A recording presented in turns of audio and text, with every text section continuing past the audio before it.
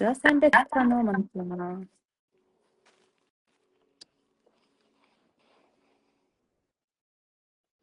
За ямар ч мэдээлж бидэхгүй лайв эхлүүлчихлээ.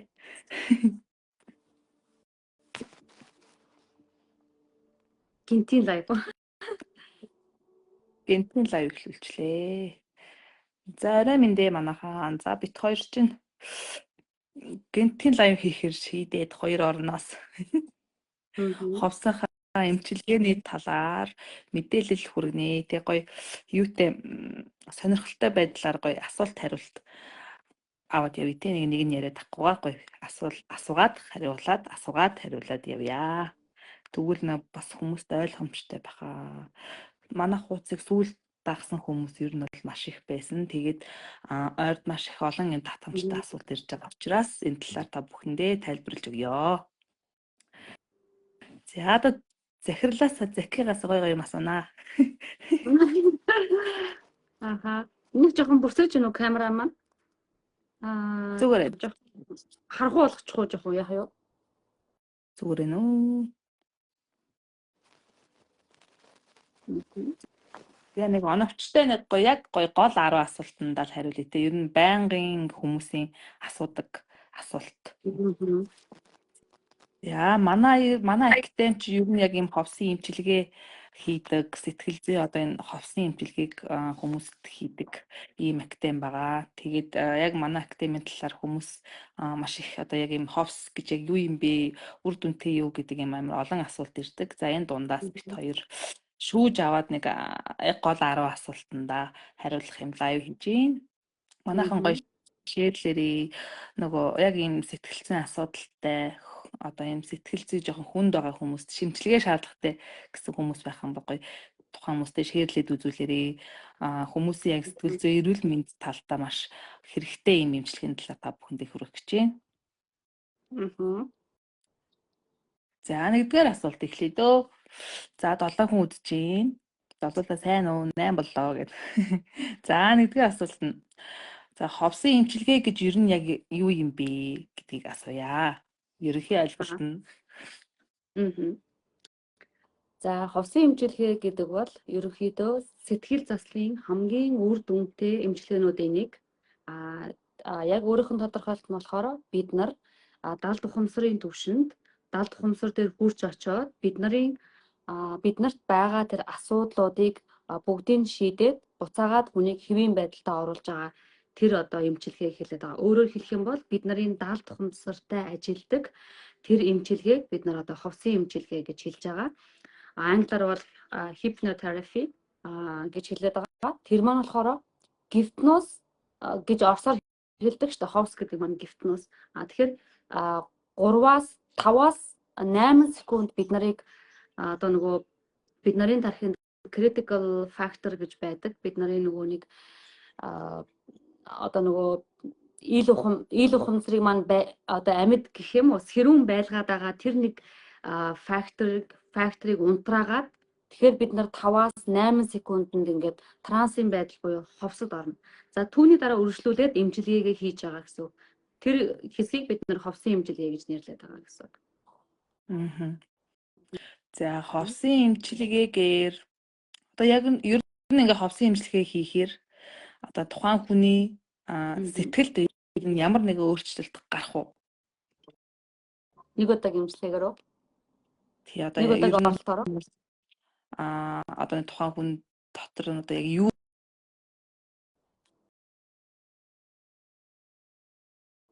нэг удаа эмчилгээ хийж болно эсвэл нөгөө нэг давтан ордог эмчилгээ хийж болно тийм ээ. Нөгөө хүн болгоно харилцан адил байгаа. Тэгэхээр ер нь тухайн хүмүүст ер нь ямар ингээд сэтгэл санааны өөрчлөлт авчрах вэ? За ховсын эмчилгээ маань ховсын эмчилгээнд орснороо тухайн хүний асуудал юу ч үж болно те. Тэр асуудлаар ховсын эмчилгээнд орсны дараа хүмүүс ерөнхийдөө өөрийнхөө блогуудаасаа арилдаг. Тэр нь бид нарын нүдэнд ингээ харагдахгүй. Одоо ингээд ийм блог гараа явж гин, тим юм гараа явж гин гэдэг юм биднэрт харагдахгүй. Хоёрдугаар бид нарын бие махбод дээр орсон сөрөг эрчмүүд ховсын үеэр арилдаг. Тэгэхээр энэ нь бас биднэрт ингээд гарт баригдаж нүдэнд харагдахгүй. Тэгээд бид нар яаж мэдрэх вэ гэвэл бид нарын бие хөнгөн болсон Тэгээд альва нэг зүйлийг айгүй хөнгөнөөр хардаг болцсон байдаг. За тэгээд ховсын хэмжээтэй тууштай бөгөөд яг тэр онцлогоо хийлгээд онцлогооныхаа дагуу яг бүрэнгүүцэд хийх юм бол бид нарын оюун санаанд нөлөөлж одоо нөгөө юмыг өөр өнцгөөс нь харахад маань хүртэл нөлөөлнө гэсэн. Тэгэхээр одоо нөгөө ганцхан хэмжлэгээ байдаг тэр бол хүний оюун санаанд хүний бодол хурц өөрчлөлдөг тэр хэмжлэгээ бол ховсын хэмжлэгээ. Хамгийн хэцүү зүйл бол хүний соёл байдаг. Одоо итгэл үнэмшил, соёл хоёр байдаг. Жишээлбэл одоо би аллахт итгэн гэж байгаа хүнийг үгүй штэ чи өөр бурханд итэг гэвэл тэр одоо өөрчлөгдөхөд хэцүү ойлголцоо тухайн хүний итгэл үнэмшил. Яг тэр тийм одоо итгэл үнэмшил гэтэл ганцхан шашин дээр биш хүн өөрийгөө чи би чадахгүй гэдэгтээ бат итгэсэн байдаг. Яг саяных одоо бурхандаа итгэдэг шиг бүр би чадахгүй гэдэгтээ бат итгэсэн. Эсвэл миний эргэн тойронд байгаа хүмүүс намайг хайрладаггүй гэдэгтээр бат итгэсэн байдаг. Бүр бат. Гур тэрэнд ингээ бүр хүн юм одоо баталгаа өгсөн юм шиг итгэсэн байдаг. Тэгэхээр тэр хүн итгэл үнэмшлийг ховсын эмчилгээгээр өөрчилдөг. Тэгэхээр тэрүүгээрээ маш гайхалтай. Тэгэхээр та бидний тэр хүн итгэсэн байгаа зүйл өөрчлөгдөх юм бол та юунд итгэн таны амьдрал тийм болно гихчээр тэгэхээр ховсын эмчилгээгээр амьдралаа өөрчлөх боломжтой гэдэг байгаа нь одоо яг ийм уг үндэслэлтэй гэсэн үг. За гоё хариулт байна. За одоо 3 дахь асуулт нь ингэсэн байна. Манайх чи ерөнхийдөө нөгөө нэг сэтгэл зүйн ерөн жоохон бүх асуудал дээр одоо ховсын эмчилгээ хийж болоод байгаа шүү дээ. Тэгэнгүүт нөгөө хүмүүс нөгөө манай пэйж дээр орж байгаа постууд ч гэсэн ингээд төрөлөөр нэг ангилсан байгаа. Тэрнээс яхаа хүмүүс яг нөгөө өөрийнхөө олж унших гэж бас жоохон яд юм шиг л байгаа. Эрэл хайгуул их хийдэг юм шиг яг өөр тохиолдсон нөгөө шинж чанар, шинж тэмдгүүд олох гэж яг юу тусаад байгаагаа мэдгүй. За тэгэхээр нөгөө 3 дугаарт нь гинэ. Ховсын эмчилгээний сэтгэл готрал түгшүүрийг бууруулахад хэр их нөлөөтэй эмчилгээ вэ гэсэн асуулт байна. Яг энэ одоо зөвөр дээр бол одоо яг энэ запрос дээр бол онцлогоон дээр бол ховсын эмчилгээ үр дүнтэй. Угаасаа нөгөө ховсын эмчилгээ хийх нөгөө заалтууд дээр хамгийн түрүүнд байдаг хоёр нь anxiety буюу одоо тэр сэтгэл түгшилт тэгээд depression буюу тэр сэтгэл готрол хоёр байгаа. Гэхдээ сэтгэл готрол маань дотроо бас нөгөө олон түвшинтэй байгаа шүү дээ. Хөнгөн хэлбэрийн, хүнд хэлбэрийн тэгээд зарим хүмүүс маань бас сэтгэл готрлын эм ууж ийн. Зарим хүмүүс маань бас сэтгэл түгшүүр дээрээ ч бас эм уудаг хүмүүс бас байдаг юм билээ. Гэлээч гэсэн эм бол бид нарыг зүгээр төр зуур тэр одоо нөгөө сэтгэл түгшилт болон депрешнийг бууруулж байгаа гаднаас одоо шууд механикаар бууруулж байгаа тийм одоо үйлчлэл. Гэвч ховсын эмчилгээний түүнээс юугаараа ялгаатай вэ гэвэл ховсын эмчилгээнд тэр сэтгэл готролд ороод байгаа тэр шалтгааныг авч хайна. Тэр сэтгэл түгшөөд байгаа тэр шалтгааныг авч хайна. Сэтгэл түгшүүлт ерөнхийдөө хүмүүст ажиглаад байхад хамгийн их тохиолддог зүйл нь хүний бие дадал болсон байдаг. Нөгөө багаасаа сэтгэл түгшүүлтийг одоо олон дахин давтамжтай мэдрээд түүнийг бие дээрээ ингээд бичээд авчдаг. Бие дээрээ сэтгэл түгшилтийн мэдрэмжийг бичээд авна. Бидний бие рекорд тэр үүнийг бичээд авцсан. Одоо дараа нь юу болох вэ гэвэл бичиж авсан нь одоо нөгөө рекорд програм маань ажиллана шүү дээ. Тэгэхээр тэр програм ажиллаад юунаас түгшээд байгаагаа өөрөө мэдэхгүй мөртлөө сэтгэл түгшээд байдаг. Тэгэхээр энэ одоо эм бол түүнд бол нөлөөтэй. Би бол эмийг бол үсэхгүй. Гэхдээ эм бол таны яагаад сэтгэл түгшээд байгаа учир шалтгааныг бол арилгахгүй. Таны зөвөрийг арилгах төр зууртай арилгах хугацаатай байгаа. Хэрэглэхэ болвол хугацаагаа түгшин тий. Эмээ ухаа болвол хугацаагаад сэтгэл готролдоо орно гэд төр зуур дарж байгаа. Ховс болохоор таны тэр шалтгаануудтай ажиллана. Тэгэхээр энэ бол үр дүнтэй. Хамгийн гол нь хэрвээ та хүнд хэлбэрийн маш хүнд хэлбэрийн эмнүүд уудаг байвал энд нөгөө клиник ховсын эмчилгээнд орох хэрэгтэй гэсэн. Клиник буюу одоо эмнэлэг зүүн талын ховсын эмчилгээ. Гэхдээ тэрийг орохоос өмнө та хэрвээ тийм онцтой байвал биднэрт эмнийхээ зургийг явуулаад тэгээд асуувал бид нар түүн дээр хэлээд өгнө гэсэн. Ерөн хүмүүст Монголд гэхдээ тийм клиник сэтгэл одоо нөгөө нэг ховс хийдэг клиник гипнотерапевт гэж байхгүй. Гэхдээ ерөнхийдөө манай сүүлийн ховсчин маань болохоор сэтгэл засалж тэгээд маш ховсын одоо тэр ховсчноороо 15 жил ажилласан хүн учраас саяных тэр эмнүүдийг яг энэ тохиолдол дээр болно болохгүйг нь маш сайн хэлж өгдөг. Ер нь дэлхийн нийт дээрээ бол яг энэ тохиолдолд бол та хүнд хэлбэрийн юм би хүнд хэлбэр дээр яриад байгаа шүү. Хөнгөн дээр бол та угаасаа ирж болно. Бид нар зөндөө сэтгэл төвшөлттэй зөндөө сэтгэл готалтай хүмүүсийг идэлж байсан. Гадаадд бол клиникийн сэтгэл ховсчин дээр ирж одоо ховсын эмчилгээг тийм хүнд хэлбэрийн хүмүүс ирж ордог байгаа. Зэ гоё хариулт байна. Одоо хүнд өгөж өгсөн баха. Яг энэ нөгөө эмийн юутай асуудал дээр бас нэлийн их яадаг тийм ээ. Их ханддаг тийм ээ. Зарим хүмүүс нь яг ууж байгаа эмээ нуучдаг. Зарим нь хилдэг. Яг энэ асуудал бол хүн болгонд ер нь жоох хэрэгтэй асуулт юм байлаа. За 4-р асуулт нь ховсын эмчилгээний үе шатыг хэрхэн тодорхойлдог вэ гэнэ? Хэдэн үе шаттай юм яаж эхэлж явагдсан болоо? Энийг бас маш их сонирхдаг хүмүүс. Ерөнхийдөө ховсын эмчилгээг 3 үе шатад нийтлэг хувааж үзэж байгаа. За эхнийх нь болохоор ховсод оруулах үе шат. За тэгэхээр тухайн хүнийг эхлээд онцлно, хүнийг онцлно. За 10-аас 15 минутын хугацаанд тухайн хүнийг онцлно. За онцлогоо хийгдсэний дараа тухайн хүнийг ховсод оруулах үе шат буюу трансад оруулна. За трансын байдалд оруулна гэдэг маань түрүүний нөгөө миний хэлээд байгаа critical factor-ыг унтраагаад одоо ил ухамсарыг нь унтраагаад даалт ухамсарыг нь одоо нээгээд тэгээд тухайн хүндээ одоо эмчилгээнд оруулахад бэлэн болгох үе буюу эхний үе шат. За хоёр дахь үе шат нь болохоор одоо нөгөө ховсод орцсон нөгөө маань трансад орцсон байгаа. Одоо энэ үед эмчилгээ хийгдэнэ. Одоо тухайн хүний асуудлаас хамаарат ямар аргаар регресс хийх юм уу, ухарч очих юм уу, ямар аргаар хийх нь тухайн хүн болгонд өөрөөр. Тэгээд тэр үе шат маань нэг 30-аас 40 минут үргэлжилнэ. Тухайн хүний өнгөрсөн үед дээр очиод тэр асуудлыг нь засаад түүхийг нь өөрчилж өгнө. Тэр болсон бодит фактыг нь өөрчилж өгнө. Өөрөөр хэлбэл итгүүлнэ. Ятхан итгүүлнэ. Баталгаатаагаар ятхан итгүүлнэ. Тэгээд буцаагаад ховсноос гаргах үе. Энэ маш чухал. Ховсноос гаргахдаа хүн ямар нэгэн байдлаар буруу гарах эсвэл одоо нөгөө траума бас авах магадлал байгаа. Тийм учраас мэрэгжлийн хүн тийм учиртай. Тэгэхээр ховсноос гаргана. Гаргаад одоо тухайн хүнийг өөрөөр нь бие дээр авчираад яг хэвийн байдалтай эргүүлээд одоо сэрэнэ гэсэн үг. Тэгэхээр яг ийм 3 үе шаттайгаар явагдана. Нийтдээ 60 минут орчим болно. Тэгээ хүмүүсээ ингэж 3 шаттай явагдах нь шүү. Манай хүмүүс нэг яадаг шүү. Ховстор нь гэхэр нэг айгаад идэх сандраад би буцаж ингэж ирэхгүй бол яах вэ гэдэг нэг асуугаад идэх шүү тий.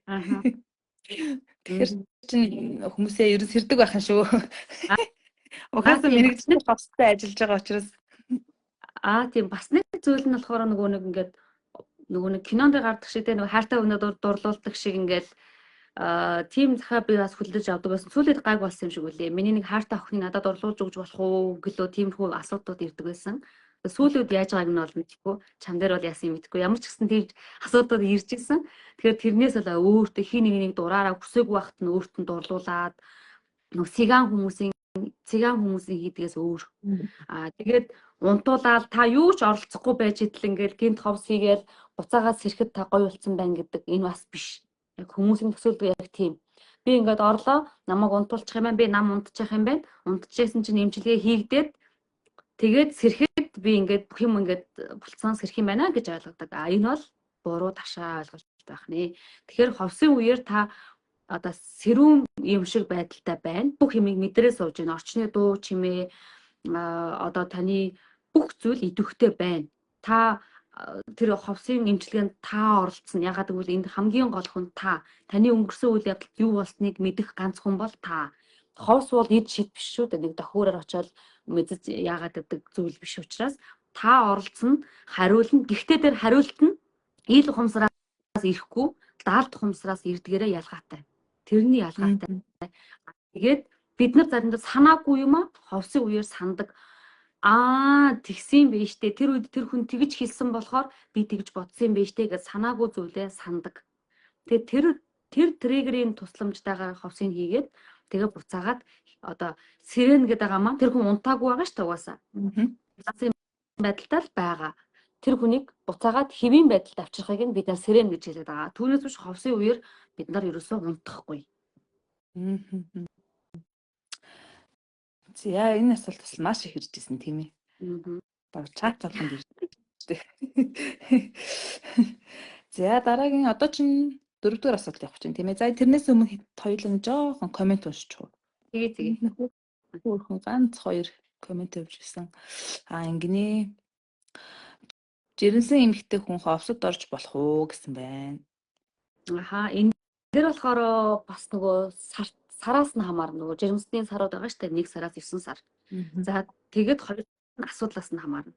Таны асуудал одоо нөгөө нэг таныг маш их хэмжээгээр уйлуулахаар одоо маш их хэмжээний бүх юмыг нь сэдрэхээр тийм хүнд одоо маш их уйлуулахаар тийм асуудлаа. Тэгээд таны сар одоо 6 сараас дээш байвал та төрснийхаа дараа орсон нь дээр. Тийм биш бага сартай гэж хэлээд одоо нөгөө 1-ээс 3 сар ч юм уу 4 сартай. Тэгээд таны асуудал өөр одоо зүйлтэй байвал та тэгэхээр бид нарт асуудлаа илүү тодруулж бичиж өгнө. Жирэмснийхаа сарыг хэлнэ гэсэн үг. Тэгээд таныг болохгүйг нь хэлнэ гэсэн үг. Тэгэхээр жирэмсэн 100% болохгүй гэж хэлэхгүй 100% болно гэж хэлэхгүй сараас нь тэгээд асуудлаас нь хамаардаг байх нэ. За дараагийнх нь нэг гоё асуулт тавьж исэн. За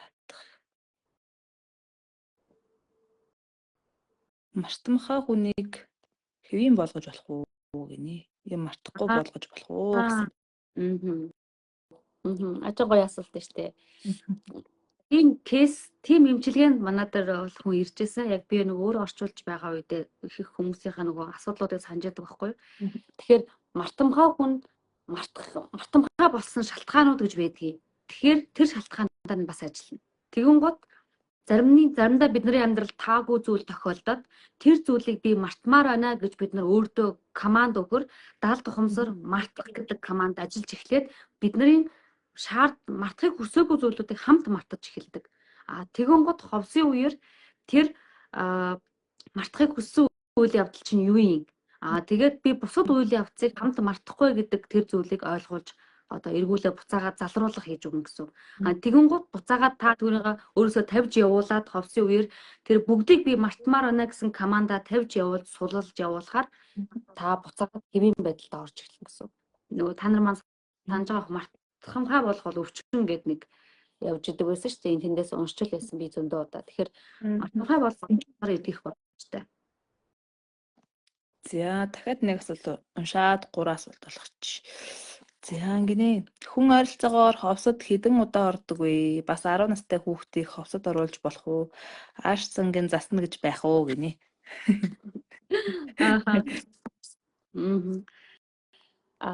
Ерөнхийдөө ховсод ойролцоогоор хүн болгон харилцаа адилгүй, асуудал болгон дээр өөр тий. Хамгийн их оролж шаардлагууд нь нөгөө нэг архинд дондох дондолт, тэгээд мансууруулах бодисонд дондсон донтолтууд, тэгээд нойргуудал гэдэг зүйлүүд маш олон оролт шаарддаг. Одоо архинаас гарна гэж ярьдаг ч манайх архинаас гарна. Тэр нэг ёсны донтолт өгдөг байгаа гэсэн үг байхгүй юу? Уул нь бол тэр донтолтыг гаргахад хамгийн их оролт шаарддаг. За тэгээ ерөнхийдөө ойролцоогоор дунджаар бол 5-6 удаа орно. Их орсон хүмүүс нэг 10 удаа орох боломжтой гэсэн үг. Тэр үед таны бүх асуудал детачлан та програма дахин одоо ингэ байгуулж ин гэсэн үг. Одоо нөгөө нэг юм өгсөрдөг юм байгуулж байгаа юм шиг баг багаар аваад энийг аваад хэрэггүйнүүдээ ингээд аваад цэвэрлээд өөрчлөөд ингээд эхнээс нь амьдралыг байгуулж ин гэсэн. Тэгэхээр ховсод орохоор илүүднэ гэж юусоо байхгүй. Ховсод орсны хор орших гэж юусоо байхгүй.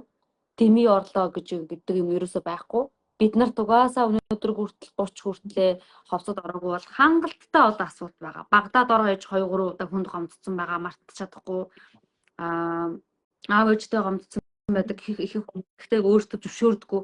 Би аав ээжтэй гомдохгүй юу гэж төрүүлж өсгсөн аав ээжтэй гомдох үү гэж хүмүүс наана ярьдаг. Яг эмчилгээ явагдаад эхлэхээр аав ээжтэй маш их гомдсон байдаг. Тэгээд энэ аав ээжтэй гомдсон гомдлыг арилгуулахгүй бол нөгөө өөддөө сайн явж чаддаггүй. Буруу ханижл сонгоол одоо бизнесэнд дампуур юм уу нэг иймэрхүү юм уналтуудад маш их ороод идэг. Тэр нь нөгөө бид нар аав ээжээ одоо гомдоод яваад байна гэдэг маань өөрийнхөө бий болсон тэр өөрийгөө хүлэмжшгүй байгаатай адилхан. Учираас тэрийг эдгэх ёстой байдаг. Багад одоо нөгөө аав ээж бид нар ч жоохон байсан болохоор аав ээж нар маань болно болохгүй гэж хэлнэ. Тэд нар маань өөрсдөө бас травматай хүмүүс байгаа шүү дээ. Тийм болохоор мэдхгүй байдлаар гомдоодсон байдаг. Тийм учраас аав ээжтэй гомдсон гомдол байхгүй гэж хэлэхээс өмнө та нэг дахиад нэг бодоод үзээрэй. Энд бол заавал эргээд бага нас руу яваад үзэх юм бол байдаг. Намайг сургууль сургачихсан бол надад тэр үед болохгүй гэж хэлчихсэн бол надад эрт битгий хүнтэй гэрлээрэ гэд ээж маань хэлчихсэн бол намайг жоохон анхаарчихсан бол гэд ийм гомдлууд байдаг. Зүгээр жишээл тийм тийм ер нь бол айл гомдол гэдэг шүү дээ. Тий, жоохон намайг аргуунд хайчаагүй байсан бол надад жоохон цаг гаргасан байсан бол гэтэл хүүхд тэрийг ойлгохгүй шүү дээ. Аав ээж нөгөө мөнгийг яах гэж олоод байгаа юм. Тэр хүүхдүүдийг өсгөхийн төлөө олоод байгаа гэдгийг тэр хүүхдийн сэтгэхүйгээр бол ойлгохгүй учраас гомдол үүссэн байгаа гэсэн. Тиймийг л тайлбарлаж л сайн. Тийм учраас их хүмүүс бага насны трама аав ээжээсээ эхэлдэг. Ер нь аав ээжтэй гомдол маш их байдаг хүмүүс. Бид нар нөгөө нэг одоо нөгөө трама гэдэг үгийг чинь ойрын нэг 4-5 жил л ер нь жоохон хэрэгжилж аншиж байгаа шүү дээ. Тэрнээс өмнө ер нь гэхдээ ер нь жоохон Монгол улсад чи юм жоохон сэтгэл зүйн нэг эрүүл мэнд талаасаа эмнэлгийн клиник талаасаа ч гэсэн ер нь жоохон мэдээлэл дутмаг гэсэн шүү дээ. Одоо ингээд орчин цагт яг гоё юм хөгжөөд олон салбар ингээ хувь хүмүүст ч гэсэн ингээ гоё ингээд юутэй юу гэдэг лээ судлах боломжтой үед олоод ирэхээр бид нар одоо нөгөө нэг юм ховс гэж юу юм те даал тухансар гэдэг ер нь сураад байгаа трама гэдэг. Тэгэнгүүт ер нь трама гэж яг нарийн тодорхойлол танд юу яа. Хүмүүс бол яг ингээ ойлгохгүй байгаа юм шиг мөртлөө ойлгож уншаад ах шиг ингээ санагдаад байдаг байхгүй. Тэгэхээр яг трама гэж юу яг юу гэсэн утгатай үг вэ? Жасая. Тийштэй яг үнэн сүүлийн яг 4-5 жилээр л бид нар трама гэдэг үгийг хэрэглээд тэгээд даалт хумсар гэдэг үгийг хэрэглэж эхэлсэн баг тий. Одоо ер нь нийтлэг тэрнээс өмнө судалсан бага хүмүүс байгаа хэл та бид нар дунд чи олон хүний тоогоор л яриад байгаа гэсэн. Тэгэн гот трама хүмүүс яг нөгөө тэр үгийг орчуулгаар нь ч ойлгоод байгаа үгээр нь ойлгоод байгаа юм шиг орчуулах хэрэгтэй юм шиг санагддаг тий бид нарт. Тэгэхээр энэ бол бид нарынхаар бол гэмтэл гэсэн үг тий гэмтэл. Тэгэн гот гэмтэл гингот бид нар оюун санааны гэмтэл бид трама гэж хэлээд байгаа гэсэн үг. Тэгэхээр бид нар багадаа явж илаа, өсөд явж илаа, гинт бид нарт гомдох, одоо айх, янз бүрийн байдлаар бид нар гэмтэл авч байна. Гэмтэл. Тэрийг бид нар трама авж байна гэж яриад байгаа. Трамата, гэмтэлтэй. Тэгэхээр бид нар зүгээр логикээр бодоод үзэх юм бол таны бие махбодын энд тэнд гэмтэл авбал бид нар та нар маань бушуухан одоо гэмтлийн эмнэлэг дээр очиод янзлуудаг шүү дээ эмнэлэг хэвтээ тий. Яг тэрнүү шиг одоо тэр уул шугамдаа тэр оюун санааны ч гэсэн трама буюу гэмтэл авах үед бид нар янзлуулах хэрэгтэй тэр удаараа. Бид нар нөгөө бие махбод биш учраас эн чинь шууд хариу үйлдэл үзүүлээд өвдөд илэрдэггүй болохоор бид нар эдгийхгүй яваад баг авснаач мэдэхгүй яваад байдаг. Тэгээд тийм учраас авснаач мэдэхгүй явсан учраас одоо нөгөө ховсод бид нар 2-3 удаа дор хаяж ороорой гэдэг байгаа маань танд гэмтэл олон байгаа шүү. Тийм учраас ядаж айдас байгаа, дор хаяж гомдол байгаа тий өнөөдрийг хүртэл энэ дэмжлээгүй юм чинь. Гэтэл энэ зүйл маань нөгөө бие өвдөд байгаа шиг байнга ингээл халуураад шууд ингээ бид хариу үйлдэл үзүүлээгүй учраас бид нар бас хариу үйлдэл үзүүлдэггүй байх нь. Тэгэл хадгалаад тэр гэмтлээ. Гэхдээ гэмтэл бид нар хариу үйлдэл үзүүлдэггүй ч гэсэн гэмтэл бидний амьдралд шуудаар хариу үзүүлдэг. Тэр гэмтлийн үр нөлөөгөөр маргаашийн бид нарын хувь заяа шийдэгдэж байдаг нь хамгийн аюултай. Тэр бидний одоо бие махбодын гэмтэл шиг ингээд тэр дөрөв хавдаал халуураад явдггүй ч гэсэн бидний маргаашийн ирээдүйд тэр гэмтлээс шалтгаалж байдаг. Тэр гэмтэл олон гэмтлийг хадгалж байх тусам таны ирээдүйн гэрэлт ирээдүй гэмтэж одоо улам танд амьдрал хэцүү болж эхэлнэ. Тэгэхээр бид өвдөж мэддэхгүй ч гэсэн энэ бол амьдралд маш хор нөлөө үзүүлж байдаг байна. Тэгэхээр заавал тэр гэмтэл засах хэрэгтэй. Тийм учраас сэтгэл засаж хэрэгтэй гэсэн үг. За дахиад нэг асуулт хариуг бараг авчлаа. Хоёр асуулт хариуг бараг авчлаа. За тэгвэл бас энд нэг гоё асуулт байна. За ховсын эмчилгээнд хэрхэн эерэг сэтгэлдлийг дахин суулгах боломжтой вэ гинэ. Энэ яг нэгдүгээр асуулт дээр явсан л байна л да. Тэгтээ дахиад нэг тайлбарлаж өгье. Ховсын эмчилгээнд хэрхэн эерэг сэтгэлдлийг дахин суулгах боломжтой вэ гинэ.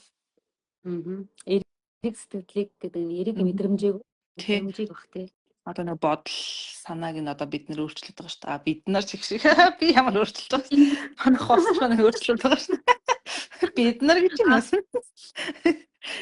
Энийг яаж одоо ингэж гоё суулгаж өгөх вэ? Энэ тухайн хүнд ингэж гоё нөлөөлдгүү гэнэ. Яг тэр эргээрээ сэтгэл юугаараа нөлөөлдгүү гэсэн юм аахгүй. Яг үнэ чи яг хэрэгтэй асуулт шүү. Одоо ховсод орчлоо та. Маш гоё болчлоо. Сэтгэл санаа маань хөнгөрөөл, нүд нэгдээл, нэрэл гоё юм байна гэд орлоо.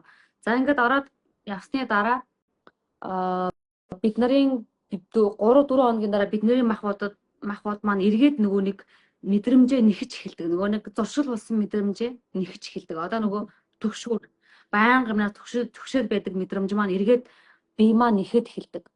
Тэр үед тэнд бид нар юу хийх ёстой вэ? Бид нарын оролцоо айгуу чухал. Одоо тэр тухайн хүний маань оролцоо. Тэр мэдрэмж орж ирэнгүүт түүнд орж ирэх зай өгөхгүй буюу хүлээж авахгүй байх хэрэгтэй. Би дахиж төгшөөр мэдрэхгүй би нэг янзлуулсан би таваа явуулсан баярлалаа чамд өнөөдөр хүртэл чи надтай хамт байсан одоо чамд баярлалаа чамайг би дахиж одоо яахгүй одоо би чамтай амьдарч дууслаа талархлаа гэд тавиад явуулах чадвартай байх хэрэгтэй. Тэгэхгүй бол энэ нөгөө нэг бид дадал болоод 30 нас хүртэл төгшөөд ирсэн учраас одоо нөгөө бүх юмыг арилгаад таагүй дурсамжийг арилгаад өвсөн ч гэсэн эргээд хэдэн хоногийн дараа 7 хоногийн дараа ч юм уу ингээд тэр мэдрэмж санаанд орж ирээд үе нэхэд байдаг. Тэр нэг өсрээд нэг 2-7 хоног ч юм уу 7 хоног тэр мэдрэмж ингээд одоо саяных ухамсарын төвшөнд үгүй би одоо энэ боломж өгөхгүй би одоо цагийг сонгосон би эмчлүүлсэн би өдрөөс өдөрт эрүүл болж байгаа би ийм процесс явж байгаа гэдэг ингээ өөртөө хэлээд явчих юм бол энэ бол яг команд бид нар ямар команд өгнө даалт хамсар тэр биелүүлдэг байхгүй тэгэн гот тэр одоо тэр төгшөөр газар авч чадахгүй байх нь бид нар боломж зай өгсөнгөө за тэгээд өргөжлүүлээд нэг өөдрөг цаваа сэрвлэн мэдрэмжүүдээ мэдэрч явна мартагдсан юм шиг шалгангууд мэдрэмжээр байнга шалгана байхгүй юм шиг байвал байлгана за жишээлбэл одоо аз жаргалтай мэдрэмжтэй аваад ховсноос гарлаа. Тэгэн гот нөгөө аз жаргалтай мэдрэмж нь 5 хоногийн дараа алга болчлоо. Тэгэн гот яах вэ гэхээр одоо би ямар аз жаргалтай авдгийг нэг аз жаргалтай нэг моментыг бодоод ч юм уу өөртөө аз жаргалыг өгнө. Тийм одоо жишээлбэл таны өмнө ингээл маш гоё цэцэг бариад бэлэг бариад зогсчвал та аз жаргалтай болно шүү дээ. Тэгэхээр яг тийм нэг жижигхэн моментыг ингээл бодоод гүнзгий амсгаа авчингууд эргүүлэл та хөв хөнгөн аз жаргалтай болоо явчихна. Энэ амар чухал. Энэ жижигхэн юм шиг боловч энэ айгүй чухал. Тэгтээ хүмүүсийн орхигдуулдаг зүйл. Гэхдээ энийг ингэж хийгээд байгаа маань ховс үр дүнгүй болцсон гэдэгтээ биш. Зүгээр энэ гэрийн даалгавар шиг давталт шаардлагатай гэсэн үг байхгүй. Одоо нөгөө баг хүүхдэд тоо яаж бодохыг томьёогийн заагаад ягштал ойлгуулад өглөө. Тэгээ гэртээ хараад сар тэрийг тавтахгүй бол нөгөө мартагдаж эхэлдэгтэй адилхан тэр одоо тэр эерэг аз мэдрэмжийг кип буюу өөр дээр хадгалах нь аюул чухал юм шүү дээ. Хадгалаад байлгах нь. Тэгээ нөгөө хуучин муухай мэдрэмжид зам тавьж өгөхгүй байх нь бас чухал. Гэтэ энийг хүмүүс ховсод нэлээ орж иж ойлгодог. Энийг шууд ингээ хүн болгон ойлгоод за тэгдэм байх гэд явждаггүй. Энэ өөрөө шаттай байдаг. Бидний ер нь энэ нөгөө нэг эдгэрэх процесс ерөнхийдөө тийм нөгөө нэг үе шаттай байдаг байхгүй юу? Нөгөө нэг тэрийг ойлгох энерги ухамсарын түвшин ойлгох цаг нь болсон гэдээ ярьдаг шиг тэрийг ойлгох цаг нь болоод бид нэг л өдөр ойлгоод эхэлдэг. Тэгэхээр иймэрхүү ховсод ороод бясалгал хийгээд явж байгаа хүмүүсийн маань энерги ухамсарын түвшин бага багаар дээшлээ явж хагаад эднэрийг ингээд амархан ойлгодог болдог.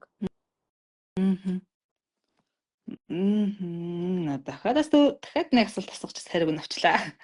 Нөгөө ингэж асуучихсан. Ховсын үр дүн хэр удаан хадгалагдах вэ гэдэг юм асуучихсан. Хүмүүс нэг жил яах юм уу 2 жил гэдсэн баггүй. Харин тэгээд аймаг асуугаад ирсэн.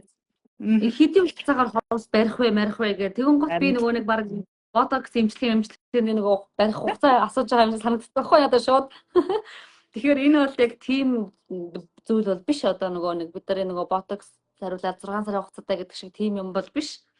Ховс бол одоо өөрсөө үрд хамгийн гол нь тэр мэдрэмжийг бид нар өөртөө суулгаж өгөх нь айгүй чухал. Ховсоор ингээд тэр нөгөө нэг үндэс үрийн тариад өгчлөө одоо нөгөө услах чухал гэдэг шиг бид нар нөгөө тэр мэдрэмжийг услах нь бас биднээс хамаарат байгаа байхгүй.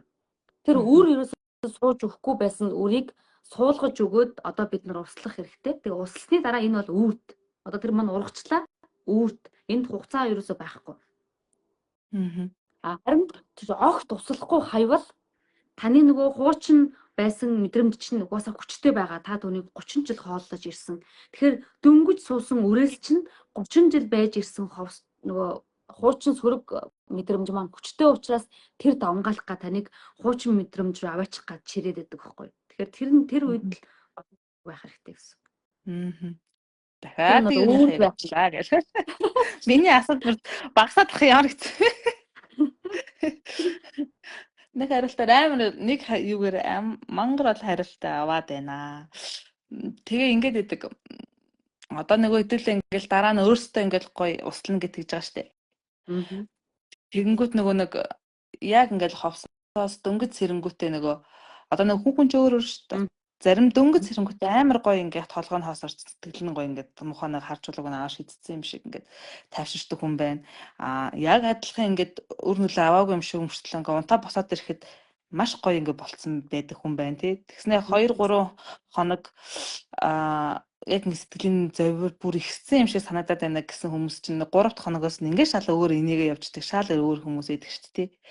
Энэ хүмүүс одоо манай ховсч маань ингээд хүмүүстэй давтаа ороорой ч юм уу ингээд ийм юм хийгээрээ гаргаж байгаа шүү дээ. Дараагууд ороод ирэхдээ та одоо яг энэ дадлаа 2 хоног үргэлжлүүлээд тэдэнд ороод ирээрэй ч гэдэг юм ингээд ороод ирдэг шүү дээ. Тэр дадлуудыг ер нь л байнга л хийж явах хэрэгтэй юм тий.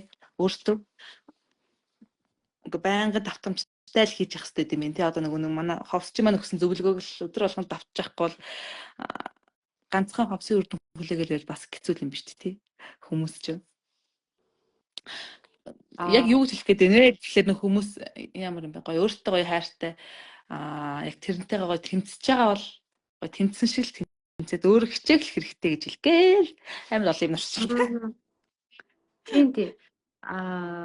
Гэхдээ зарим одоо нөгөө нэг ховсын эмчилгээгүйгээр тэмцэх, эмчилгээтэйгээр хамт тэмцэх хоёр шал өөр газар тэнгэр шиг ялгаатай. Эмчилгээгээр тэмцээгүй үед бол бид нар одоо жишээлбэл affirmation буюу батламж үгийг бодъё л да. Танд одоо ховсчин маань одоо чи дандаа өөртөө эерэг сайхан үгнүүдийг хэлээд яв. Жишээлбэл ийм үгнүүдийг хэлээд яв гэж хэлж магадгүй тийм ээ. Гэтэл энэ үгнүүдээ та ховсод орохгүйгээр ч гэсэн өөртөө хэлээд явж исэн байж магадгүй өмнө. Гэтэл ховсонд орсноороо бид нарын нөгөө нэг тэр үеийн нөгөө нэг гэмтлийг эдгээс учраас гэмтлийг нь өөрчилсөн учраас одоо нөгөө цэвэрхэн савн дээр ингээд сүү хийж байгаатай адилхан. Ороогүй хүн батламж үг хэлэх нь одоо нөгөө бохир сүүнийхээ савыг угаахгүйгээр л тэр дотор сүү хийсэнтэй яг адилхан. Одоо энэ бохир тоостой заваа нөгөө гашилдаг штэ сүү яг. Тэгэхээр зарим хүмүүс ерөөсөө тэр affirmation буюу батламж үгнээс чинь надад үр дүн байдаггүй юм би тэрийг чи 1000 хэлээд чи надад нэмэргүй гэж хэлдэг нь тийм учраас тэгэхээр гэмтлийг эдгэж одоо нэг саваа цэвэрлжиж тэгээд түүндээ сүү хийн одоо нэг уймаа хийн тэр хилээд даалгавар хийгээд байгаа маань тэр сав руугаа одоо нэг хоосон цэв зөрхөн сав руугаа бид юм хийгээд байгаа гэсэн үг байхгүй юу тэр өөрөө суулгачихсан одоо би услаад юмнуудаа хийгээд одоо нөгөө амьдралаа шинээр босгож байгаа. Хуучин байсан гэмтлүүдээ авч хаяад ийшээ авч хаяад одоо би өөртөө ихтэй. Би ер нь дандаа тийм баг цагаар аз жаргалтай ингээд аялангаа би ажил хийх болдог болно гэдэг ингээд өөрийнхөө юм хэмэлцлэр амьдралаа бий болгож байгаа гэсэн үг. Ховс юу хийгдсэн байг бол ховсын үе таны өмнө байсан тэр гэмтэл буруу итгэл үнэмшлийг чинь авч хайсан байхгүй юу? Одоо та тэр цэвэрхэн юм хэрэггүй юм ахуулсан юм чи одоо тэрэн дээрээ цэвэрхэн юм дээр та юмаа байгуулах хэрэгтэй. Тэгэхэд бол та өдөр болгон тэр даалгавруудыг хэлээд өөртөө хэрэгтэй юм байгуулах хэрэгтэй. Гэхдээ энд одоо хүмүүсийг та үрд гэж хэлээд шантруулаад яах вэ? Мэдээж хугацаатай адагдаад 3 сар. Та 3 сар тэр өмнөдийг хэлээд хэрэгжүүлээд төсөөлөөд явах юм бол одоо маш сайхан үр дүнд хүрнэ. Тэгээд тэр мөрөөдөл чинь танд ирсний дараа та тэр мөрөөдлөө өөрчилж болно шүү дээ. Одоо гадагшаа яваад аялна гэд мөрөөдсөн бол аяллаа. Дараа нь дахиад өөрчлөлтөө дахиад өөр юмд ажиллаж эхэлнэ. Ингээ хүн нэг амтыг үзчихээрээ ховсчны хэлсэн хэлээгүй дараагийнхаа ямиг хүн хийгээл явдаг. Ягаад гэвэл өөрт нь ашигтай гэдгийг мэдчихдэг байхгүй юу? Тэгэхээр нэг удаа үр дүн хүртгэл биднэрт чухал. Тэр үр дүн хүртэх юм бол бид нар энэ болдгийм байна, ажилтгийм байна гэдгийг мэдээд авчихаараа мотивац аваад өөрөөсөө үр дүнгээс өөрөөсөө мотивац аваад ерөөсөө тэр хэцүү санагдахгүй. Өдөр болгондоо даалгавар хийх, өдөр болгон нэг юм тэмдэгдэл хөтлөх бол хэцүү санагдахгүй. Одоо би тэмдэглэл хөтлөөд надад 2 жил болж байгаа. Одоо нөгөө талархал бичдэг болоод. Гэхдээ би тэр 2 жилийн өмнө бичгтээ би за 2 жил бичнэ гэж тархиндаа ойлгуулвал амар урт хугацаа санагдаад бараг болно штэ. За би яаж 2 жил бичхийн тэн дотор чинь өдөр бүр янз бүр шүү дээ. Нэг өдөр завтай завгүй. Гэтэл бид нар эхнээсээ би бодоогүй тийм хөндрүүлсэн байдлаар зүгээр л за би талархал бичих хэрэгтэй юм байна. Талархал бичих нь надад маш үр дүнтэй юм байна гэж бодсон. Гэхдээ үр дүнг нь үзээд байгаа болохоор үр дүн нь өөрөө намайг маргаашнд нөгөөдөр бичүүлээд ингээ мотивацжуулаад яваад байгаа гэсэн. Тэгээд зогсолтгүй. Бас хинч хүчлэхгүй. Ингээд энэ ч өөрөө л явчихж байгаа. Тэгээд сүүлдээ бүр энэ дадлуулаад ингээл явчихна гэсэн үг. Тэгэхээр одоо эхлүүлж зөндөө хоногоор хийж явах юм байна гэж өөрийгөө шантраах хэрэггүй. Нөгөө тарих маань ийм урт хугацааны ямиг хүлээж авах юм бол бүр үгүйсгэх хариу биднэрт өгдөг байхгүй бол чи яаж тэгж 2 одоо тийм олон жилийн бичиж явах юм бэ тэгээд шууд унтраагаад зогсоох аюултай учраас жижигхэн зорилго тавина. За би одоогийн байдлаар нэг 3 сар нэг талархал биччихье. Тэгээд харъя. Тэгээ үр дүн гарахгүй бол тэр үз гэдэг юм. Тэгээд дараагийн юм санаа зовхгүйгээр 3 сарын богино хугацааны зорилготой тэрэн дараа та үр дүнгээ хүртэхээр аяндаа та дараагийн зорилгоо тавиал эхэлнэ. Тийм байна гэл. Өөрөө бүр дахин суралцаад. За дараагийнх нь бас нэг гоё асуулт энэ сая явж исэн. Би явган 20 асуулт бэлдсэн чи тэр 20 асуултанд 5 асуултын хариултаар бүгдийг нь авчлаа. Тэгээ одоо энэ юунаас комментнаас гоё юм яана. Одоо яхан юм маань ингээ хосмон гоё сэтгэл зүйн гэмтлүүдтэй гоё ингээ эдгээгээд эхэлж штэ. Тэгэнгүүт одоо нөгөө муу зуршлууд байгаа штэ донтолт тий энэ нөгөө тамхи татдаг ч гэдэм мөрөдөд тоглоом тоглодог. Энэ бол нөгөө баг нэг чимээгүй тахал гэдэг чинь одоо ер нь бол дэлхийд аяар тийм болсон штэ. Тэгэнгүүт одоо бас нэг хүмүүс нэг сэрж эхлээд за энэ ер нь тамхи хортой юм байна, архир нуумаргүй байна гэдэг юм руу ер нь л орчиж нийгэм. Тэгэхээр бид нар дээр орж ирдэг ийм маш ийм асуулт нь нэг удаагийн оролтоор ийм донтолт арилгахад өгөхөө ингээд өгөөч тэгээд өгөөч гэдэг ийм донтолт хэлбэрд орж ирээд байдаг байхгүй. За энийг нэхгүй тайлбарлаад өгөөч. Яг ингэдэг яг 100% үр дүн гарах уу 2 ороод яг архинаас гарах уу гэдэг нөгөө кодлж байгаа юм шиг тэгээд байдаг байхгүй. Тэгэхээр эдгээр хүмүүс бас давхар нөгөө саяны бидний ховсод орсныхаа дараа нөгөө хийх шин зуршлууд байна шүү дээ тий өөртөө хэлэх юм. Эднэрийг ч гэсэн ер нь яг яаж хийвэл болох юм бэ гэдгийг тайлбарлаад өгөөч. Тэгё. За донтолтоор болохоор донтолт маань одоо нөгөө нэг архины донтолтон дээр л да идэх донтолтод мансууруулах бодис тамхи гэх зөндөө байгаа шүү дээ. Тэр дотроос мөрөөдөө тоглоом тэгээ нөгөө сүүлийн аяг гар утасны тоглоом тий гар утасны тоглоом аппликейшн надад ч аваад тоглодог ч юм уу нэг иймэрхүү донтолтууд байгаа. Казино бас байдаг тий. Гэт тэгэнгүүт энийг одоо нөгөө энэ донтолтын тоглоомонд донтоод тамхин донтоод архин донтоод байна гэдэг маань тэр хүн авч чадахгүй байгаа нэг тийм таашаал байгаа гэсэн үг. Тэр таашаал тэр юмнаас аваад байгаа гэсэн үг. Амьдралаасаа авч чадахгүй байгаа тэр таашаалыг тэр тамхинаас аваад байгаа гэсэн үг.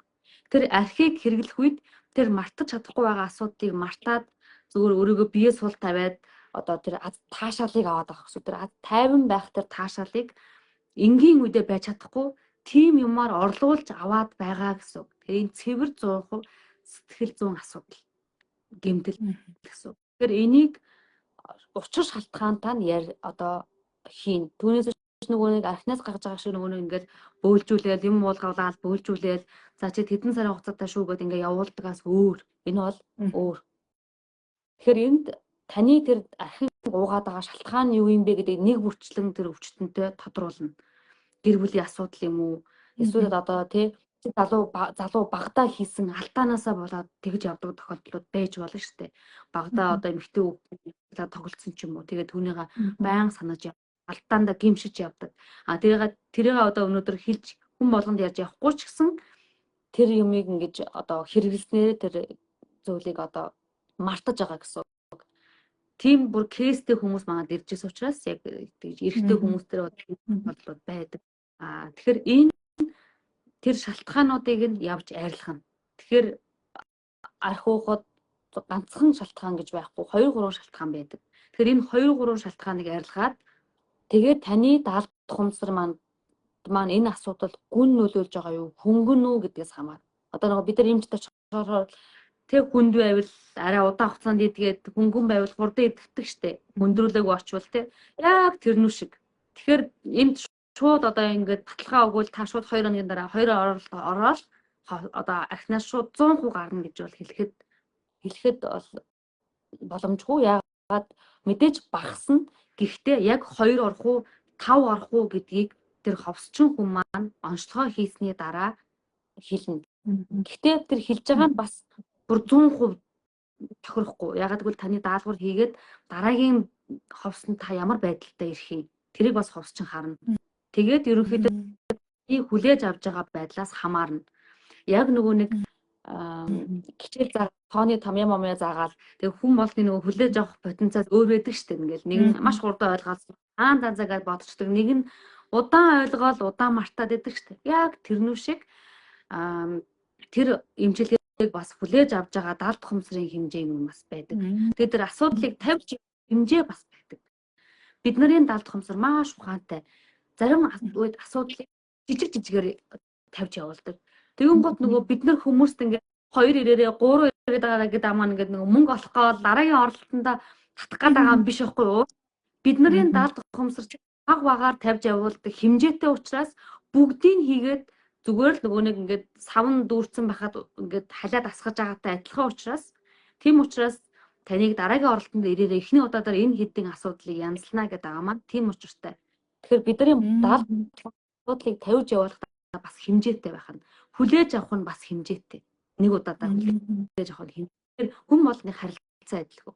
Нөгөө хүн болгоно нэг нь хурдан ойлгодог хүүхэд нэг нь удаан ойлгодог зан чанартай холбоотой байдаг шүү дээ. Нэг нь аим хурдан өөх гэж хурдан хийгээл хурдан мартдаг. Нэг нь удаан нухаж вэжижл ойлгоод дахиад эзэж мартахгүй байдаг шиг яг бид нарыг бас яг ийм гэсэн.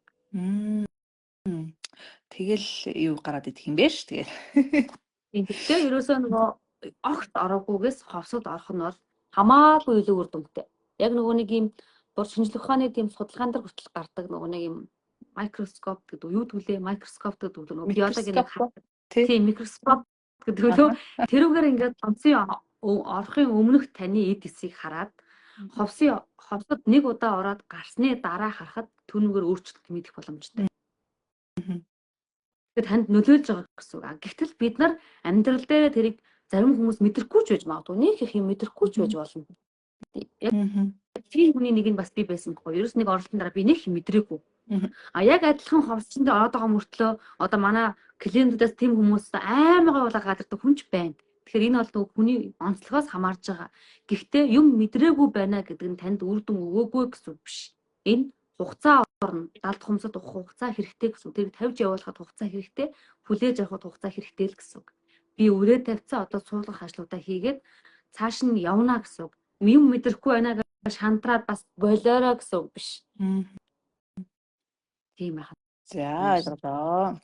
За хэддэг асуулт маань явчихваа бүр толгойр сонсон гэсээр хаад 7-8 дахь нь явчихв. За дахиад нэг жоох юу хараадах. Комент хараадах.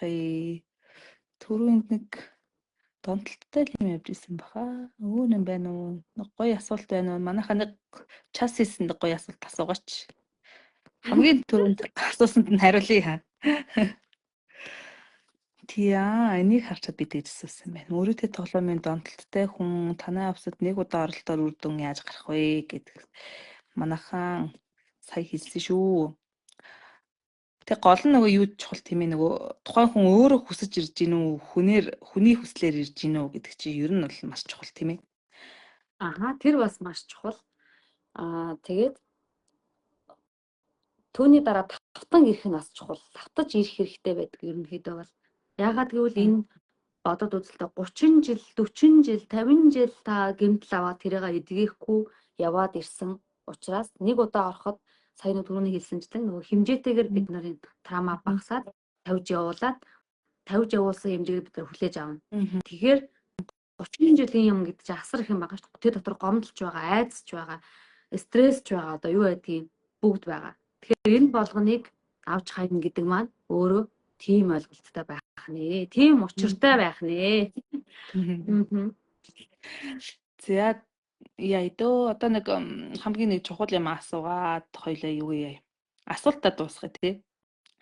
Энэ нөгөө нэг ийм нэг үг байдаг шүү дээ. Би яг санаж байгаа. Маа уучлаарай нөгөө юу яах гэжтэй нөгөө гацаж ярьдаг хүмүүс байдаг шээ тий. Гацаж ярьдаг. Тэгээд нөгөө үйл хөдлөлөө ингээд нөгөө нэг ингээд гараа ийм нөгөө нэг зуршлалцсан байдаг шүү дээ. Нэг гараа ингээд идэх ч юм уу, толгоогоо ингээд идэх ч юм уу. Тийм тэгээд нөгөө гацаж ярьдаг тий. Гацаж ингээд үг хэлэхдээ тийм хүмүүс бол заавал ховсол орох хэрэгтэй. Тэр бол 100% бүр 100% ховсоор идэх бүр маш өндөр үр дүнтэй байдаг. Тэгээд гац одоо хөрх юмд ч одоо бас өвчин шүү дээ тий. Гэхдээ тэр маань хүмүүст өөртөө итгэлгүй байдлыг авчирдаг. Хүнтэй ярихаараа хүн гацаж эхлэхээр хүн маш өөртөө итгэлгүй болоод за одоо би ингээд гацчул яанаа. Маш өөртөө итгэлгүй болдог. Ер нь манай тийм өмчлөгэнд хүмүүс орж ирсэн байхгүй да. Хараад хахад их нь өөртөө итгэлгүй. Би одоо хүнтэй ярихаараа эсвэл нөгөө эсрэг хөөсний хүнтэй танилцахаараа одоо би нөгөө үгээ ингээд гацаад байвал яана. Тэ? Гэт ингээд ичээд идэг. Тэгээд тэр бол 100% энэ ховсоор өмчлөх боломжтой. Тэрийг зарим хүмүүс маа нөгөө нэг энэ бол нөгөө имлэгээр гэж ойлгоод байж магадгүй. Тэр гацаж ярих бол ховсоор идэх бүрэн боломжтой. Тэгээ харшил бол бид нар эмнэлгээр яваад эмчлүүлээд байгаа шүү дээ хүмүүс маань. Энэ бол бас цэвэр ховсоор эмчлэгдэх бүрэн боломжтой. Энэ харшил тэгээд нөгөө гацах энэ хоёр асуудал бол одоо ерөөхдөө ховсоор эмчлэгдэх бүрэн боломжтой. Тэгээд нөгөө орондоо шийдэх тийм хүүхэд орондоо шийдэг. Тасн болцсон мөртлөө орондоо шийгээд байдаг маань 100% ховсоор идэх боломжтой. Үүнийг нейрозм гэж хэлдэг онцлогоо одоо тийм одоо нөгөө өвчний онцлогын нэр нь тийм нейрозм гэж хэлдэг. Энэ бол цэвэр сэтгэл зүйн асуудал. Тэр хүүхэд орондоо шийгээд одоо нөгөө 2 настай 3 таа тий ийм магадгүй 7 настай хүүхэд ч гэсэн орондоо шийж ин гэсэн асуулт дээр нэг байсан. Энэ бол ховсоор идэх боломжтой. Гэхдээ ээж нь бас хамт орно гэсэн үг. Ээж нь бас Одоо нөгөө манай дээр манай үйлчлэгээ чи ер нь цахим орчинд явагдаж байгаа ш тийм ээ. Тэгэхээр нөгөө зарим хүмүүс яаж цахимаар хийдэм бэ? Ийм флейвер хийгээ болооч гэдэг байхгүй. Энэ та маш гоё хариулт өгөөч.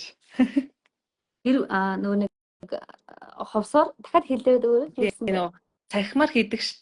Манай одоо манай үйлчлэгээ чинь гол гоо нөгөө гадаад товсчтой учраас бид нэр ингээд цахимаар хийдэг. Тэгэнгүүт хүмүүс ийм флейвер хийгээ болооч ээ. Цагтаад байдаг байхгүй юу? Энийг маш гоё тайлбарлаад өгөөч ээ. Тэгэхээр энэ юм байгаа. За нэгдүгээр болохоор ховсоор хийх, онлайнаар хийх хоёрт ямар ч ялгаа байхгүй. Тэрийг би бол өөрөөр туршсан. Би өөрөө одоо ховс хийдэг хүнийхээ улсад нь очиод хажууд нь суугаад ховсод ороход яг одоо онлайнаар ингээд сууж байгаад хийсэнтэй яг адилхан байсан. За нүдэ анаараа одоо амсгаа аваарай гэдэг яг адилхан. Тэгээд ерөөсөө бид чинь хажууд чинь ерөөсөө баг нэг 50 м ч ойртохгүй. Тэгэхээр ямар ч тийм орон зай таны хажуу суугаад хараад байх ямар ч ялгаа байхгүй. Зүгээр нөгөө цээжний маань энэ хэсэгнээс одоо нэг амсгаа маань авч гарч байгаа харагдахаар цээжний хэмжээнээс дээшигээ одоо камера өгөөд яг одоо энэ миний сууж байгаа шиг харагдаа сууж хахад л болно хангалттай. More than enough хангалттай. Тэгээд ямар хүмүүс нь итгэхгүй байгаа вэ гэвэл зүгээр энэ бас програм. Энэ бас блог. Тэгэхээр та өнөөдөр хин нэг ловер хийж ингэж одоо хэлж байна гэдэг маань та өөрийн мэдлэхгүй блогоо одоо гадагш нь гаргаж байгаа гэсэн үг. Тэгэхээр эндээсээ бас өөртөө юу хийх хэрэгтэй гэсэн. Надад тийм блог байна уу да.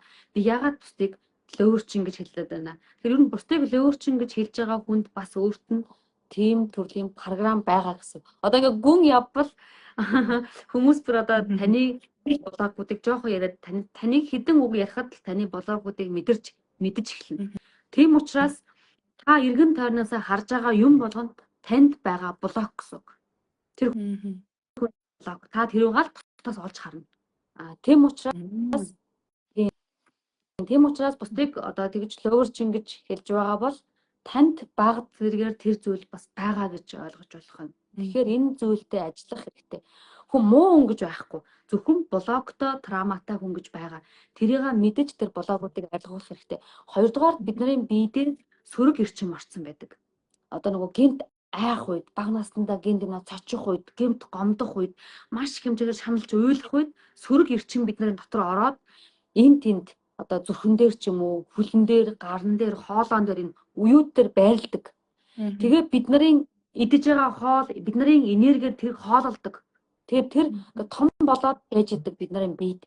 Тэгээд биднэрт муухай мэдрэмжийг өгөөл байдаг. Бидний муухай мэдрэмжийг өгөөл уйлал тэр нөгөө муухай мэдрэмжтэй үед орсон шүү дээ тэр маань тий. Тэр муухай мэдрэмжийг дахиад авах үед тэр хүн хооллож тэр сөрөг эрчим маань хоололж идэг, том болж идэг. Тийм учраас тэр муухай мэдрэмжийг байн өгөөл өө чи яах юм, хавсад орж яах юм, тэр онлайнаар хурдлаа байвал яах юм, үр дүн гарахгүй бол яах юм, чи сэрэхгүй бол яах юм гэд ингээд буруу бодлыг өгөөд байгаа хүн бол таны дотор орцсон сөрөг эрчим. Тэгэхээр хэрвээ та хавсад орвол тэр сөрөг эрчмийг ховсчин гаргадаг байхгүй. Тэр энергийн төвшөнд тэр сөрөг эрчим гардаг. Тэгэхээр тэр сөрөг эрчим гарах маш дургу. Одоо энийг ойлгох хэмжээ маань одоо энэ бол одоо бүр тийм 4D 5D орчны үед яригдах хэвээр асуудал л да. Зарим хүмүүс айх бах энэ одоо юу болоод явчихв гэд.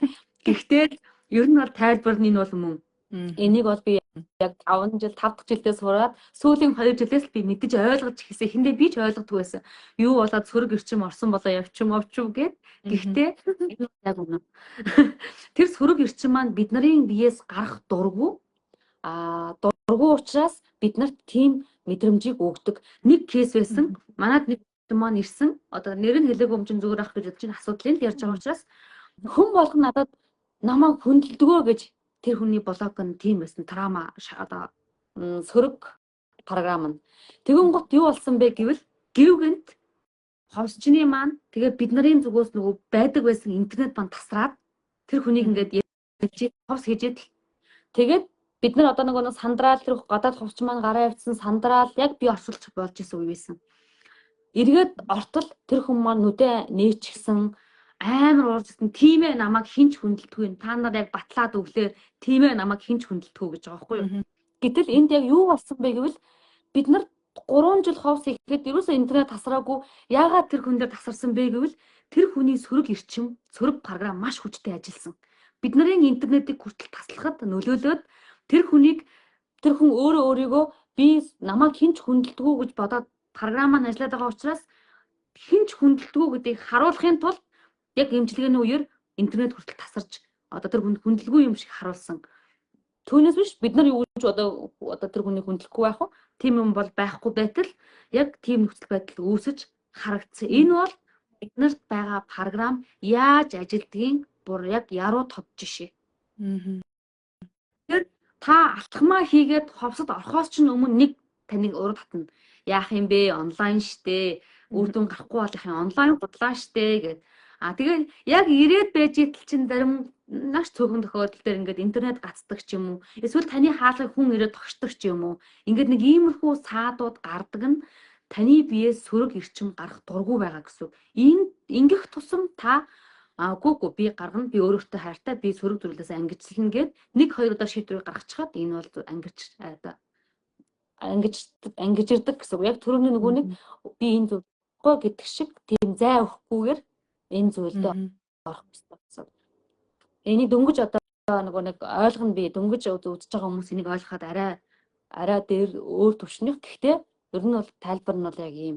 Та нар маань нэг сонсчих, дараа нэг өөр хүнээс нэг сонсно, дараа нэг сонсохороо ойлгоно гэсэн. Юмыг заавал нэг сонсоод ойлгох албагүй шүү дээ.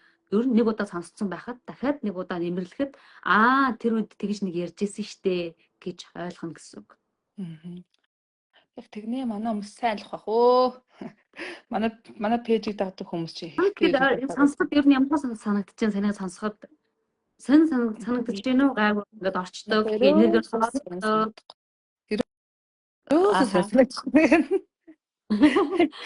Би одоо Ямар сони ингээд.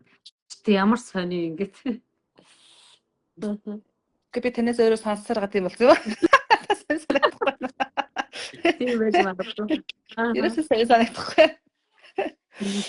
За сая тэгээд энэ за одоо нэг комент уншаал дуусгая те. Одоо ер нь цаг болчих тий. Цагаас илүү ихээр хүмүүс ч үздэг юм аа. Уг нь яг өөртөө хэрэгтэй юм үзээрэй манайхаа гэд. Саянд нэг гоё комент явуулсан яаж. Ингэний ховсод сөрөг нөлөө байдгүй. Ховс хэлэхдээ анхаарах зүйл байгаа юу гэсэн биз. Хамгийн сүүлийн асуулт нь. Бусад хэлэхэд сөрөг нөлөө бол байхгүй. Ганцхан төрлийн хүмүүс л ховсод ордоггүй. Ер нь бол тэр нь болохоор нөгөө нэг сэмүүт гэж хэлдэг те. Одоо сэтгэц эрүүл мэндийн сэмүүт гэж байгаа шүү Монголын. Тэрүүгээр таныг мэрэгжлийн сэтгэл одоо нөгөө нэг сэтгцийн эмч таныг сэтгцийн одоо өвчлөлтөө эмгэгтэй гэж оншил энэ хүмүүс л ховсод орохгүй. Бусад бүх хүмүүс орно. Энэ хүмүүс яагаад орохгүй вэ гэвэл энэ үед нөгөө таны ховс маань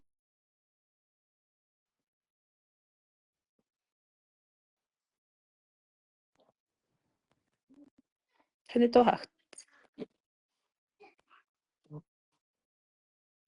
Энэ үед нөгөө нэг хүн маань ховсчноо сандаргах нөгөө бид нар асуудлыг ухаж ховсын үеэр ухах штэ. Тэр үед нөгөө сэтгцийн одоо өвчлөлтөө хүн маань бие барьж чадахгүй байх тэг сандрах зүрхний цогцох гэдэг энэ ганцхан хүн орохгүй тэр нь одоо сэтгцийн эмгэгтэй хүн л орохгүй. Гэтэ өөрийгөө тэр эмгэгтэй гэж ботсон хүн биш эмчээр сэтгцийн эмгэгтэй гэдэг нь онцлогдсон одоо шар одоо твтэж байсан шарадын одоо эмч нар маань таныг оншилсан тэр хүмүүс л ховсод орохгүй. Бусад бүх хүмүүс боломжтой.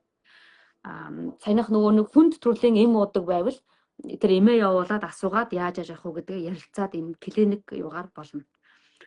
Гаж нөлөө байхгүй. Ховсод орохоор маш сайн үр дүнтэй. Энд ямар нэг шашин бас оролцдоггүй. Одоо ховс гэхээр нөгөө нэг ингээл юу шиг ингээл шамааны бөөгийн юу шиг ингээл юм хонцгоо таныг ингээл яахгүй. Энэ бол ямар ч шашингаас ангид шинжлэх ухаанаар нэмчилгээ байх нэ. Зяас их гоё ярилцлага боллоо. За яг нэг цаг болж байна тий. За хоёулаа ер нь бит хоёр ер нь яна нэг сардаа ч юм эсвэл 14 хоногт ч юм уу төлөвлөж жагаад ер нь жоохон нэг сэдвээр нь жоохон гүнзгийрүүлээд тэгж нэг ярина гэд ер нь төлөвлөж байгаа манай хамт олон. Тэгээ та гоо пэйж өдөр болгон хараад манай пэйж чи ер нь бол гоё харьцангуй зарим пэйжүүд бол маш их мэдээлэлтэй байдаг ш тийм ээ бүх постэр дээр ер нь бүх мэдээллүүдийг хангалттай өгсөн байгаа. Тэгэхээр манай поструудаа хараад гоё боломжтой бол тий хүн тусалж ийн гэж бодоод гоё шеэрлээд гадаадад суудаг монголчууд маань ч гэсэн ерөнхийдөө жоохон гэрээс хол учраас ингээс ханаад айгу хэцүү байдалтай байдаг штеп хүн байдал болчих гээд байдаг учраас манайхан гадаад дэдэг хүмүүс л гоё шеэрлээд гоё нэг нэгэндээ гоё дэмтэй гоё амьдрья гэж хүсмээр байна. Тэгээ манайх гоё ингээ төлөвлөгөө гаргаад гоё юмнуудаа ингээ гоё төлөвлөгөөтэй юм лайвууд ч юм ингээ гоё хийнэ. Тэгэхээр манай пэйжийг дагаад гоё мэдээлэлээ хараад байж байгаарай. Тэгээ бүр дэлгэрэнгүй мэдээлэл авахын болоо нөгөө пэйжийнхээ чатаар орж ирээд авч болно. Цагаа бас пэйжийнхээ чатаар авч болно. Пэйжийн чат дээр автоматар миний утасны дугаар байгаа. Тэгээд яг ингээд амжилж ингээ юмаа ярих гад байх юм бол бас нэг залгаад манайхан асууж болно. Бүх юм нээлттэй шүү. За тэгээд энэ удаагийнхаа лайвыг өндөрлөё. Баярлалаа Закида. Манай сувда манаас айгүйх хурдан хариу өгдөг, бүр чатанда шүнс ирээд хариу өгдөг. Тэгээ тийм пэйжүүдээс ховор ахаа шүн оройс ирээд хариу өгөөд тэгээ хурдан байдаг маань ерөнхийдөө нөгөө зарим гадаад байгаа хүмүүс маань зайлуул хөрх юм нөгөө нэг ингээд ажлынхаа дундуур цаг маг аваад амардаг өдрөө гадаадд байгаа ч юм бас өөрсдөө Монголд байгаагаас тийм хүмүүс байдаг учраас бид нэр аль болох хурдан хариуг нөгөөд ажиллахыг хичээдэг. Тэгээд суудаа бас их баярлалаа. Асуултуудаа та нарын хамгийн их асуудал гүйж ирээд тэгээд асуугаад та нарын маань хариултуудыг та нарт маань зориулаад өгж байгаа. Суудаа бас маш их баярлалаа. Сайхан баярлалаарэ. Тэгээд энийг үзэж байгаа бүх эмэгтэйчүүдтэй амьдралд нь эрүүлийн хааж байгаа хамгийн сайхныг хүсье. Тэгээд бүгдээрээ сайхан баярлалаарэ. Өнөөдөр одоо л гарах гэж байгаа хта Монголын хүүхнүүд. Тэгж байгаа ба. Одоо байгаа бах та. За тэгээ манайхаа сайхан баярлалаарэ. Пэйжтэйгээ хамт байгаарэ. Энэ удаагийн лайвыг өндөрлөё. Баяртай. Бай гэдэг л маа залбаа тий. Бай гэдэг л их талчгаар админтэй байна. За баяртай манайхаа.